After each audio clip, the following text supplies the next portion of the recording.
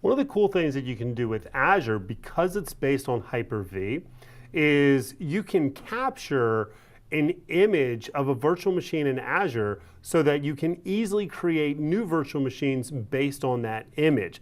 Now, there's different ways of doing it depending on whether you're in the version 1, the classic version, the service model version of Azure, or if you're in the resource management model, the current version of Azure.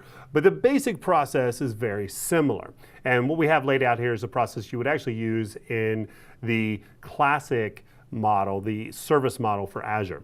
All right, the way that you would do this, if I've got this, and why might I do that? Let's say, for example, that you've got a web application, custom web application that you built up on a virtual machine, and it's running in a region. Maybe it's running in one of the Asian regions, but you want that actually to spread out. You're going to use a tool called Traffic Manager to distribute load, and you want that distributed across multiple regions, but you want it based on the same core application. You don't want to have to redistribute it.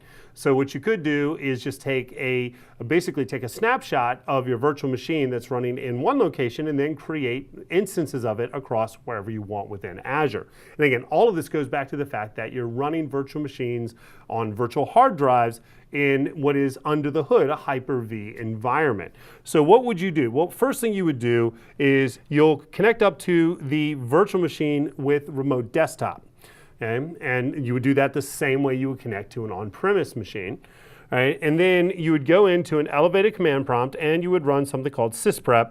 All right? Or even better, you would get your system administrators to do this for you because you're a developer and you don't want to have to deal with that. All right? But you could do that, and then once it's sysprep, then you would simply capture it.